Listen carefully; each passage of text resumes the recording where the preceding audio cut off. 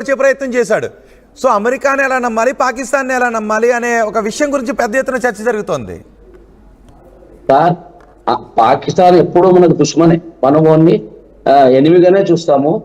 అమెరికాతో కూడా మన సంబంధాలను బట్టి దాన్ని తెంచుకోవాలా ఉంచుకోవాలా అనేది సెంట్రల్ కూర్చున్న నాయకత్వం దాన్ని డిసైడ్ చేస్తారు. అమెరికాను 100% ఫుల్గా నమ్ముతలేము, మనం కూడా నమ్మరు కూడా. ఎందుకంటే అది ఏ రాత్రి ఎప్పుడు ఎట్లుంటుందో తెలియదు. కాకపోతే మన నరేంద్ర మోడీ గారు ట్రంప్ కొంచెం క్లోజ్గా ఉన్నారు అని చెప్పి మనము అనుకుంటున్నాము. అది ఎంతవరకు ఉంటుందో తెలియదు. ఎప్పుడైనా అది బెడ్సి కొట్టే ఛాన్స్ ఉంది. కానీ మరి నిజానికి ఒక విషయాన్ని మనం గుర్తు చేసుకోవాలండి అనంతకృష్ణ గారు. 47-48 మనమే గెలిచామని అంటారు, కానీ అప్పుడే మనం కాశ్మీర్ భూభాగాన్ని వదులుకోవాల్సి వచ్చింది. సీజ్ ఫైర్ లైన్ అప్పుడే ఏర్పడింది కదండి. సీజ్ ఫైర్ లైన్ కాస్త 70 ఓట్లు చేసుకున్న ఒప్పందంతో ఎల్ఓసిగా మార్చాం. 1947లో శాంతి ఒప్పందాన్ని ఉల్లంఘించారు. 65లో లాల్ బహదూర్ శాస్త్రి పిఎంగా ఉన్నప్పుడు మనం పంజాబ్ అవతల వరకు కొట్టేశాం, అప్పుడు శాంతి ఒప్పందాన్ని ఉల్లంఘించారు.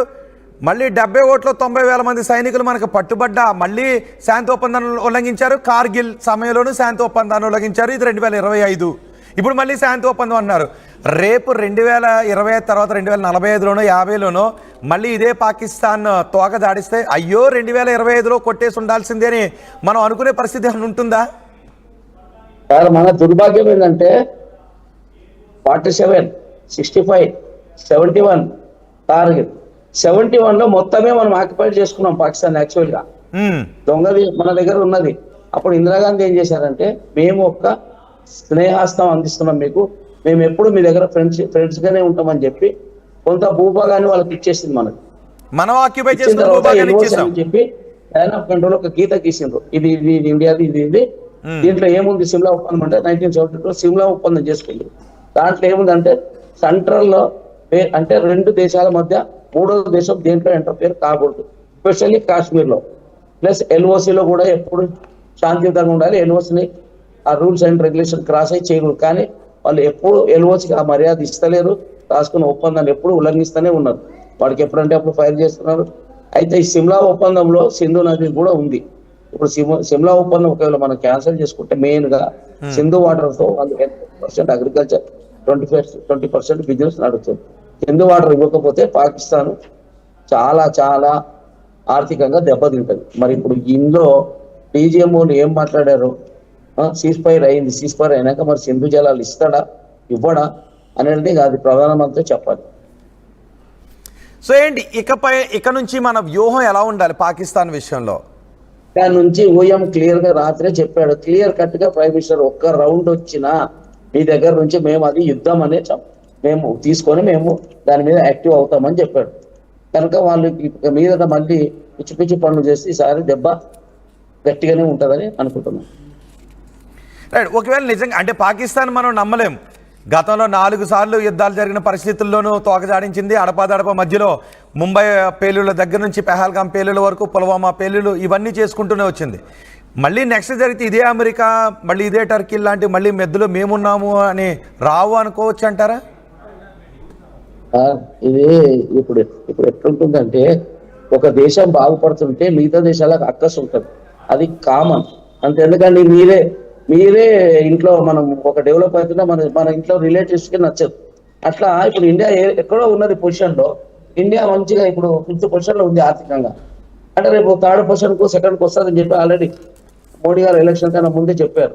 ఇప్పుడు డెవలప్ అవుతుంది. దీని ఎలాగా మనము డిస్టర్బ్ చేయాలనేది పక్కన ఉన్నవాడికి అది నార్మల్గా ఉంటుంది. అందుకే మనం జాగ్రత్తలో మనం ఉంటాము. అమెరికా ఒకవేళ పాకిస్తాన్ చేసినా, చైనా చేసినా ఏం భయపడేది లేదు సార్. మన శక్తి సామర్థ్యాల మీద మనకు ఆ నమ్మకం ఉంది. మనం ఫైట్ చేస్తాము. మన దేశాన్ని మనం కాపాడుకునే ధైర్యము భారతదేశానికి ఉంది. ఫ్యూచర్లో కూడా కాదు, ఎవడు మనం ఏలు పెట్టలేదు. పాకిస్తాన్ ఇప్పుడు కాదు, ఇంకా 100 సంవత్సరాలు అయినా ఇండియాతోనూ గెలవదు అనేది మీరు రాసుకోండి, సువర్ణ అక్షరాలతో రాసుకోండి. కరెక్ట్. అనంతకృష్ణ గారు, పాకిస్తాన్కి మన ఆధీనంలో ఉన్న కాశ్మీర్ కావాలి, మనకి పిఓకే కావాలి. నిజంగా ఇది అంటే కొట్టి తీసుకోవడం తప్ప చర్చించి తీసుకోవడం సాధ్యం అంటారా నిజంగా? పిఓకే చర్చల ద్వారా కాదు సార్. చర్చలతో వాళ్ళు ఇవ్వరు, వాడు ఇవ్వడు. మనం ఇంకా మళ్ళీ చేస్తే ఫైట్ చేసే పిఓకే లాక్కోవాలి. కాశ్మీర్ మనం ఎట్లా ఇవ్వనంటున్నామో వాడు కూడా పిఓకేని ఇవ్వడు. కాశ్మీర్ మన భూభాగం అండి, మనం ఎట్లిస్తాము. అయితే పిఓకే కూడా ఒక మంచిగా ఉంటే దాన్ని ఏం చేయలేదు. మనం అడిగేవాళ్ళు కాదు. పిఓకలనే ఉన్న టెర్రరిస్ట్ అంతా అక్కడే ఉన్నారు. 75% పిఓక తీసుకుంటే ఉగ్రవాదం 75% తగ్గిపోతుందండి ప్రపంచంలో. అది మనం తీసుకోవాలి. కానీ ఇప్పుడు మనం సీజ్ ఫైర్కి వెళ్ళాం, హఫీజ్ సయీద్ రాలేదు, మిగిలిన ఉగ్రవాదులు రాలేదు, డి గ్యాంగ్ సభ్యులు అక్కడే ఉన్నారు, పిఓకేను కూడా రాలేదు. సో మళ్ళీ వీళ్ళ తోకజాడిస్తారో లేదు అనే గ్యారంటీ కూడా లేదు. మరి మధ్యలో మీటింగ్ లో 3 పాయింట్లు ఇచ్చారు సార్ ఇండియాకి వెళ్ళి. ఒకటి, ఉగ్రవాదం మాకు హ్యాండ్ ఓవర్ చేయాలి.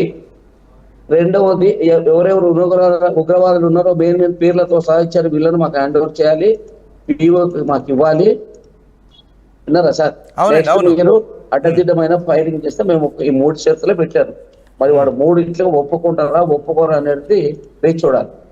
Right, okay. మనం ఫైనల్గా ఈ కిరాణా గురించి మాట్లాడుకుంటే, ఈ కిరాణాలో ఉన్న భయంతో ఏం జరిగే అవకాశం ఉంది సార్? కిరాణా వాళ్ళ దగ్గర ఉన్న న్యూక్లియర్ వెపన్స్ మొత్తము వాళ్ళు షిఫ్ట్ చేస్తారు. ఒకవేళ న్యూక్లియర్ వెపన్ వాళ్ళు యూజ్ చేయాలి అనుకుంటే మన దగ్గర కూడా ఉన్నాయి సార్, భయపడే అవసరం లేదు. కాకపోతే ఏంటంటే ప్రాణ నష్టం జరుగుతుందని చెప్పి ప్రపంచ దేశాలన్నీ భయపడుతున్నాయి. ఒక్కసారి ఒక్క బాంబు వేసినా కూడా, న్యూక్లియర్ వెపన్ వేసినా కూడా సర్టన్ ఇన్ని కిలోమీటర్ల వరకు అది ఎంత ఎఫెక్ట్ ఉంటుందో మీరు జపాన్ లో చూశారు. అప్పుడు రెండో ప్రపంచ యుద్ధంలో హిరోషిమా వేసిన బాంబు ఒకటి ఎగ్జాంపుల్. అలాంటి ఇంకా పవర్ ఉంటాయి. అప్పుడు ఇంకా అంత టెక్నాలజీ లేదు, ఇప్పుడు చాలా టెక్నాలజీ పెరిగిపోయింది కనుక న్యూక్లియర్ వస్తే ఆ రసాయనాలు రిలీజ్ అవుతే చాలా ఎఫెక్ట్ ఉంటుంది. అందుకొరకే ప్రపంచ దేశాలన్నీ భయపడుతున్నాయి.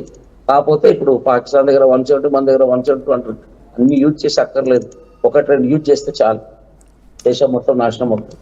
రైట్, మ్యాప్ లో ఉండవు మనం. అవును, ఇప్పుడు ఈ పరిణామాలన్నిటికీ కారణం ఈ మునీర్. ఇప్పుడు మునీర్ కలుగులోంచి బయటకు వచ్చాడు. కలుగులోంచి బయటకు వచ్చి ఉగ్రవాదులను పరామర్శిస్తూ ఉన్నాడు. అక్కడ ఇమ్రాన్ ఖాన్ని జైలుకు పంపించారనే కోపం ఇమ్రాన్ ఖాన్ వర్గీయుల్లో కూడా ఉంది. ఇప్పుడు మునీర్ విషయంలో ఏం జరిగే అవకాశం ఉండొచ్చు?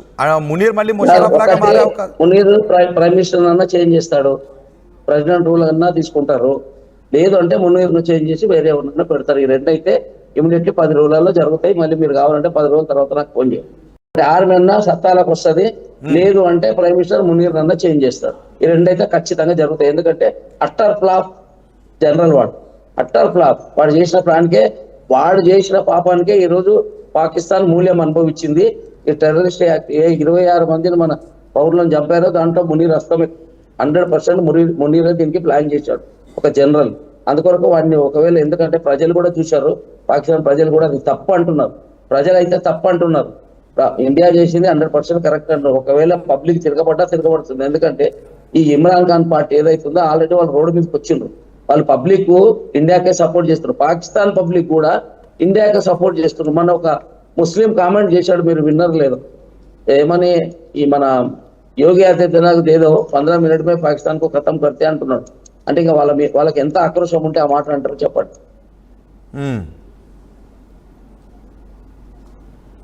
హలో, కరెక్ట్, అవునండి, కరెక్ట్.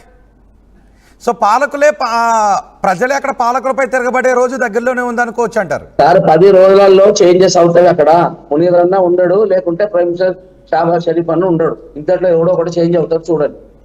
లేదు, అక్కడ ఈ మునీర్ని ప్రజలే తరిమి కొట్టే పరిస్థితి కూడా రావచ్చు, వస్తుంది. ఎందుకంటే ఉక్రెయిన్ కు ఆయుధాలు అమ్మినప్పుడు మన వాళ్ళే చెప్తున్నారు, 3 హోటల్స్ కొన్నాడు, 40 కోట్ల ప్రాపర్టీ తీసుకున్నాడు అని. మరి అవన్నీ ఎక్కడి నుంచి వస్తాయి అంటే ఆయుధాలు అమ్మినప్పుడు అక్కడ కూడా ఫ్రాడ్ జరిగింది. అంత లోతుగా మనకు అవసరం లేదు, అది చెప్తున్నాను. అలాంటివి బయటకు వచ్చినప్పుడు పబ్లిక్ ఎందుకు ఒప్పుకుంటారు చెప్పండి. ఇప్పుడు ఇమ్రాన్ ఖాన్ మీద తోఫా కేసు, ఏవో అవి గిఫ్ట్ ఇచ్చినవన్నీ అన్నింటి అని చెప్పి దాని మీద ఏదో కేసు వేసి లోపలేశారు. వీళ్ళు డైరెక్ట్ గా ఆమినేషన్, అంటే ఒక రక్షణ దగ్గర ఐట వస్తువులను అమ్మి వీడు ఫ్రాడ్ చేసినప్పుడు వాడిని ఎందుకు వదులుతారు సార్ చెప్పండి.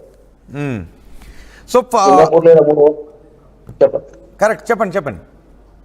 సింగపూర్ లేదా 3 హోటల్స్ కొన్నాడు, వాడి 40 కోట్ల ప్రాఫిట్ కొన్నాడు, ఫ్రాడ్ చేశాడని చెప్పి మనం 7వ రోజు ఆపరేషన్ స్టార్ట్ అయినాక అక్కడ అలిచి స్టార్ట్ అయింది. నేను అసలు అప్పుడే తీసేస్తాడు అనుకున్నా, కానీ మళ్ళీ ఇంకా అక్కడ ఉంచారంటే ఒకటి ఆర్మీని 100% మునీర్ను చేంజ్ చేస్తారు సార్. ఎందుకంటే వాడి నుంచి ప్రాబ్లం అయింది. ఒకవేళ వాడు గట్టి కూర్చొని ఆర్మీ వాడికి ఏదైనా సపోర్ట్ చేస్తే ప్రైమ్ మినిస్టర్ దిగిపోతారు. ఓకే, మొత్తానికి రాబోయే 10 రోజుల్లో పాకిస్తాన్ లో ఒక కీలక పరిణామం అయితే జరగబోతుంది, ఒక రాజకీయ కీలకంగా జరుగుతుంది. ఆర్మీ సత్తా ఉల్టా అయితే ఆర్మీ రూల్ తీసుకుంటారు.